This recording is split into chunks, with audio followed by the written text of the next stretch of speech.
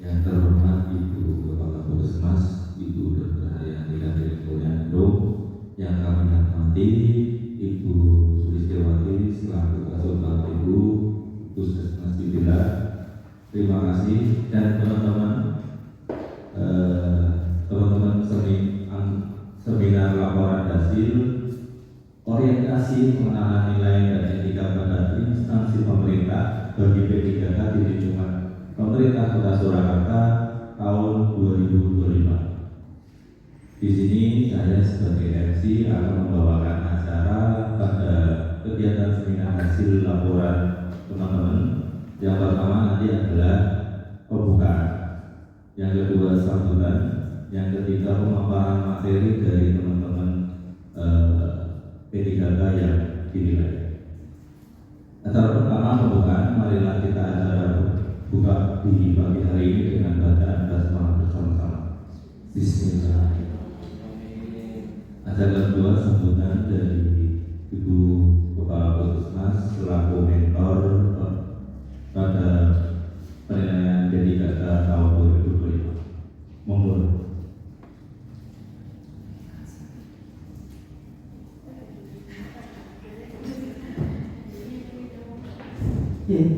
Assalamualaikum warahmatullahi wabarakatuh. Selamat pagi, yang kami hormati Ibu Sulistiawati selaku Kepala Tim Puskesmas Cibila, yang kami hormati teman-teman P3K tahun 2020, informasi tahun 2025, dan hadirin yang pada kesempatan pagi hari ini berkenan hadir di Puskesmas Cibila. Pertama-tama lupa kita panjatkan puji syukur pada Allah Subhanahu wa Ta'ala karena rahmatnya kita diberikan kesehatan, kemudahan, kesempatan untuk mengadakan seminar dalam rangka orientasi pengenalan nilai dan etika pada instansi pemerintahan untuk formasi P3K tahun 2025. Jadi kegiatan pada pagi hari ini merupakan serangkaian kegiatan orientasi. Puncaknya adalah pemaparan terkait inovasi yang akan disampaikan teman-teman dengan harapan dapat menyelesaikan menjadi alternatif penyelesaian masalah, hal yang memang harus diperbaiki atau ditingkatkan lagi, dioptimalkan lagi berkaitan dengan kinerja Puskesmas Cibila. Harapan dari kami, apa yang inovasi yang menjadikan sampaikan hari ini, kemudian apa yang menjadikan dapatkan selama orientasi, nanti bisa bermanfaat ke depannya dan bisa diterapkan dalam upaya peningkatan kinerja dan perbaikan mutu serta perbaikan Puskesmas itu. Jadi tidak berhenti pada tahap ini saja, tapi tetap kita lakukan monitoring evaluasi. Saya yakin inovasi dari panjenengan kreatif nantinya mungkin akan menjadi inovasi yang kita tetapkan sebagai inovasi Puskesmas Cibila itu seterusnya. Itu jadi itu cukup dari saya. Tetap semangat dan selamat untuk teman-teman P3K.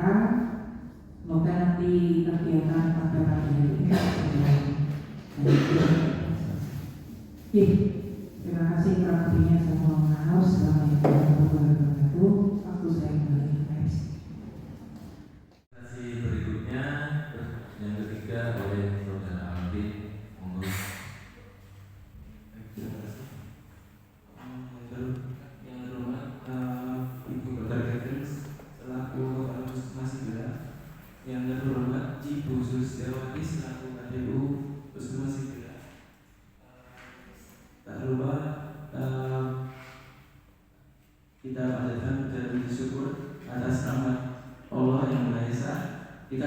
kesempatan pada pagi hari ini untuk ikut dalam seminar hasil laporan orientasi penanganan nilai dan etika pada instansi pemerintah. Kali ini saya akan menyampaikan beberapa paparan dari laporan orientasi yang telah saya lakukan beberapa hari ini. Untuk latar belakang selanjutnya,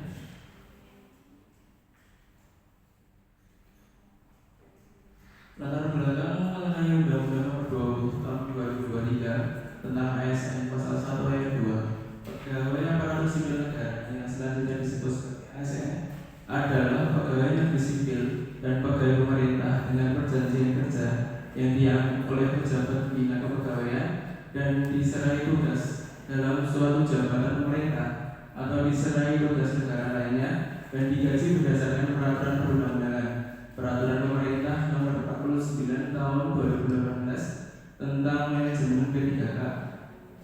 Pegawai pemerintah dengan perjanjian kerja yang selanjutnya disingkat P3K adalah warga negara Indonesia yang memenuhi syarat tertentu yang diangkat berdasarkan perjanjian kerja untuk jangka waktu tertentu dalam rangka melaksanakan tugas pemerintah. Berdasarkan surat keputusan Kepala Badan Kepegawaian dan Pengembangan Sumber Daya Manusia Pemerintah Kota Surakarta nomor KP 04006233 tentang penyelenggaraan orientasi pengenalan nilai dan etika pada instansi pemerintah bagi P3K pemerintah Surakarta tahun 2024. Untuk latar belakang yang kita ambil, kekerasan terhadap perempuan dan anak merupakan masalah global yang berdampak serius bagi kesehatan perempuan dan anak karena efek jangka panjang yang ditimbulkan. Kekerasan terhadap perempuan dan anak sangat berkaitan dengan masih adanya diskriminasi terhadap perempuan dan anak yang pada akhirnya menimbulkan penurunan kualitas kesehatan pada perempuan dan anak. Akibatnya dampak dari fisik maupun psikis yang timbul pada korban, sehingga tenaga kesehatan harus mampu membuka pintu pelaporan kasus dari kekerasan terhadap perempuan dan anak, termasuk pekaan tenaga kesehatan diperlukan dalam mengidentifikasi kasus kekerasan terhadap perempuan dan anak, terutama pada kasus-kasus yang perempuan, kasus pelecehan atau kasus kekerasan yang enggan untuk melaporkan baik karena ketakutan maupun ketidakmauan dalam melapor. Maksud dan tujuan: pengenalan fungsi dan tugas ASN. Yang kedua, pengenalan nilai dan etika pada instansi pemerintah, pengenalan struktur organisasi pemerintah di setiap dengan tujuan mengetahui wadah pengenalan tugas dan fungsi ASN P3K, mengetahui nilai dan etika pada instansi pemerintah, mengetahui dan mampu mengaktualisasikan nilai-nilai dasar ASN berakhlak, serta dapat melaksanakan tugas menjadi kewajiban dalam melaksanakan program pemerintah di unit kerja. Dalam kasus yang saya ambil ini, tujuannya untuk mendokumentasi penanganan kasus KDPA secara online dengan lapor WhatsApp di Puskesmas Sipil. Pelaksanaan kegiatan orientasi dimulai dari pembukaan, mulai dari 16 Mei, begitu mulai dengan ada emosi di tanggal 17 sampai 28, terus ada evaluasi akademik di tanggal 2 sampai 3 Juni, ada remedial juga di tanggal 4 dan 5 Juni. Untuk orientasi di tempat kerja dimulai dari 4 Juni sampai 18 Juni. Untuk seminar kali ini dimulai dari 19 Juni sampai 21 Juni.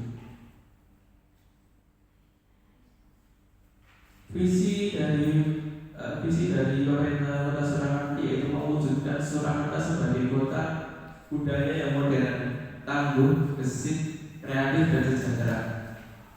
Misinya untuk meningkatkan kualitas kesehatan masyarakat yang berkelanjutan, memperkuat pertumbuhan ekonomi yang adaptif dan berkelanjutan, mewujudkan tata ruang dan infrastruktur kota yang mendukung kemajuan kebudayaan dan pariwisata yang berkelanjutan, meningkatkan kualitas dan daya saing pemuda dan masyarakat umum di bidang pendidikan, ekonomi, seni budaya dan olahraga, Ada pula pengembangan tata kelola pemerintah dan pelayanan publik yang sip dan kolaboratif berdasarkan semangat gotong royong dan kebinekaan, mewujudkan kemakmuran dan kesejahteraan bersama warga kota yang berkeadilan dan inklusif, dan mewujudkan daerah yang kondusif dan kerukunan antarumat beragama dalam tata kehidupan bermasyarakat yang saling menghormati. Berikut adalah beberapa bagian dari perangkat daerah Kota Surakarta yang dikepalai oleh wali kota. Berikutnya ada beberapa staf ahli dan sekretaris daerah. Di bawahnya juga ada beberapa dinas daerah, termasuk dinas pendidikan, dinas kesehatan, dinas pekerjaan umum, dinas perumahan dan dinas sosial dan lain-lain. Begitu juga dengan ada badan daerah, badan dari perencanaan, badan riset inovasi, badan pendapatan daerah, badan pengelolaan keuangan dan aset, badan penanggulangan bencana daerah, badan kesatuan bangsa dan politik. Ada struktur manajemen juga ada kecamatan, dari kecamatan Banjarsari, kecamatan Jebres, kecamatan Lawean, kecamatan Pasar Kliwon, Serangan, dan sebagainya. Lanjut. Manajemen kepegawaian P3K dibagi menjadi 3, yaitu manajemen kepegawaian P3K.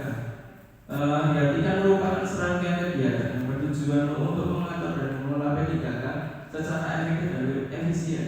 Yang kedua adalah penilaian kerja P3K.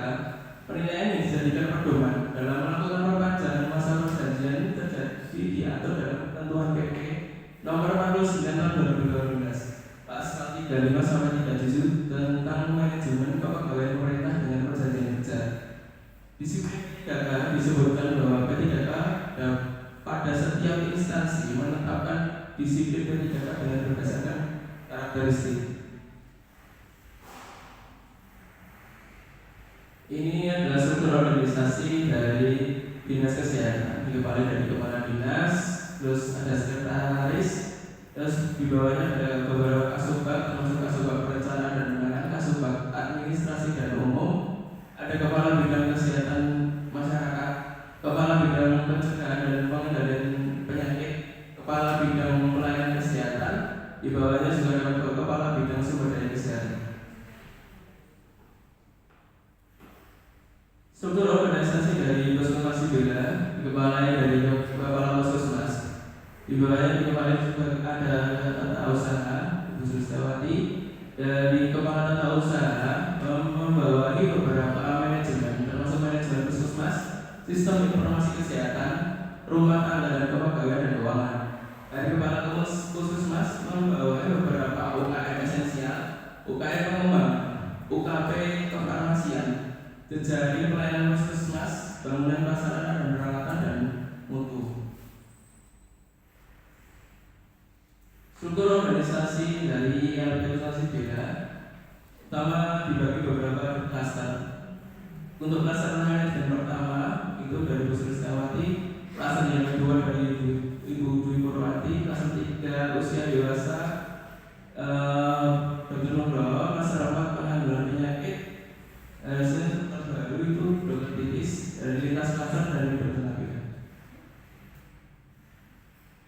Isu yang diangkat yaitu mengoptimalisasikan dokumentasi secara digital, pelaporan data korban KTPA secara real time di Puskesmas Sibila, perencanaan aktualisasi yaitu membuat desain rancangan sistem berbasis WhatsApp yang langsung terhubung ke web KTPA. Untuk pembuatan aktualisasi media pelaporan berbasis WhatsApp di Puskesmas Sibila, pelaksanaan aktualisasi kita sosialisasikan aplikasi ini kepada petugas KTPA. Selanjutnya pengaplikasian aplikasi ini kita sebarluaskan kepada masyarakat.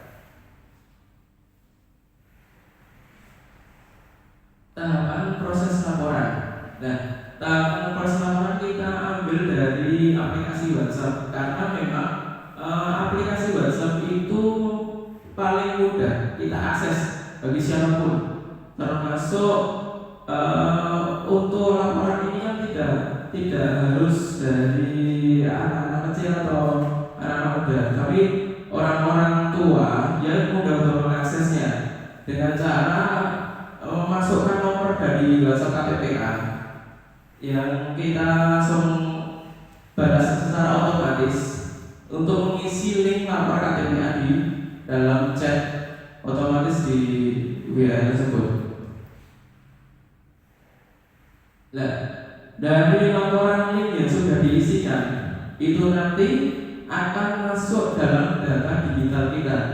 Dan data digital itu nanti secara otomatis dia akan membuatkan link yang terekam secara otomatis dan terstruktur juga.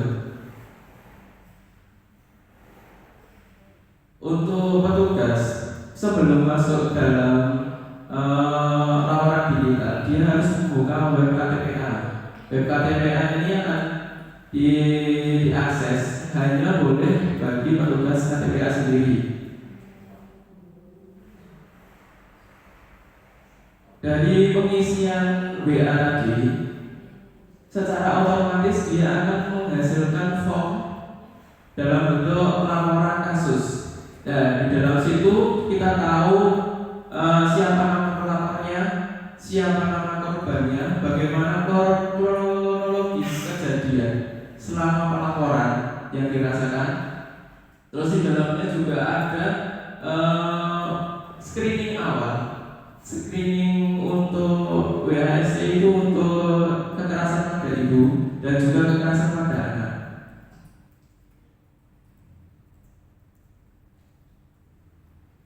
Selanjutnya, petugas mengonfirmasi dari hasil temuan laporan, cross check kembali apakah benar pelaporan itu masuk dalam kategori KTPA atau tidak.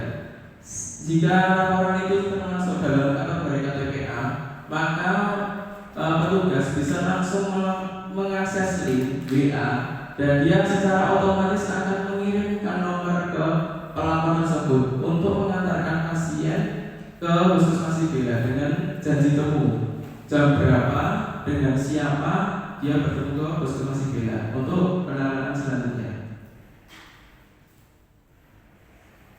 Kesimpulannya, dari proses pelaksanaan kajian awal kegiatan aktualisasi yang dilaksanakan oleh Perlis mendapatkan permasalahan diantaranya kurang praktis dan efisien pada saat laporan awal dibuat karena mungkin terlalu banyak pertanyaan yang diajukan dalam proses awal pelaporan. Oleh karena itu, sistem laporan digital yang kedepan harus semakin meningkat hingga proses pelayanan korban KTPA dapat segera ditangani dengan cepat, tepat, optimal oleh petugas KTPA.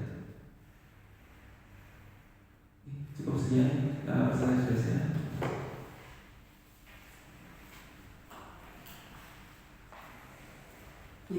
Terima kasih Mas Alvin atas paparannya. Cukup lengkap. Menanggapi terkait tadi mungkin ada masukan untuk kaitannya dengan aplikasi. Jadi di sini bagi informasi memang teman-teman KPPA kekerasan terhadap perempuan dan anak itu memang di Puskesmas Sibila ini menjadi salah satu pilot project untuk sistem pelaporan KPPA. Jadi kita masuk di bawah bimbingan dari Arunita Kota Surakarta dari Puskesmas yang memang menjadi pilot project sebagai antisipasi atau tindak lanjut misalnya ada pelaporan kekerasan terhadap perempuan dan anak. Kemudian di sini mungkin nanti bisa ditambahkan, memang masyarakat banyak yang tidak tahu alur pelaporan harus seperti apa. Cuma yang memang perlu digarisbawahi di sini yang diperlukan untuk puskesmas yang pertama adalah data pasien atau data kasus. Yang kedua, di situ nanti muncul di aplikasinya. Apabila yang bersangkutan itu menginginkan pemeriksaan lebih lanjut, itu harus memiliki atau membawa surat permintaan visum dari kepolisian. Tanpa itu tidak masuk ranah petugas kesehatan, karena itu nanti masuknya ke BP3 AP2HP. Itu yang penting kita garis-garis simpelnya seperti itu. Aplikasi tersebut nanti yang bisa diakses keterangan terkait penanganan untuk KPPA kasus kekerasan terhadap perempuan dan anak.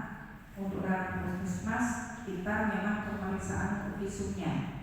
Selanjutnya pun yang kedua kalau pelaporannya harus kemana. Nah ini nanti yang menangani BP3 AP2HP Departemen Sosial, Dinas Sosial, kemudian dan ada pendampingan khusus yaitu olahraga di BP3 AP2HP. Jadi nanti aplikasi ini mungkin ditambahkan tadi informasi. Jadi untuk anak puskesmas yang penting harus ke puskesmas itu membawa visum, kemudian ada yang ketemu itu lebih baik. Jadi untuk menentukan apakah ini kasusnya tentang apa, jadi nanti petugasnya juga kan kita bisa sesuaikan seperti itu ya. Jadi karena kasus KPPA ini memang spesialisnya terkadang kurang ada yang terbukaan dari pasien yang periksa tidak ngomong kalau itu ternyata kasus KPPA. Ini pegangan kita jangan lupa kita baik. Kalau untuk pemeriksaan lebih lanjut harus ada surat keterangan visum. Kemudian nanti jadi ditemukan bahwa kita belum 24 jam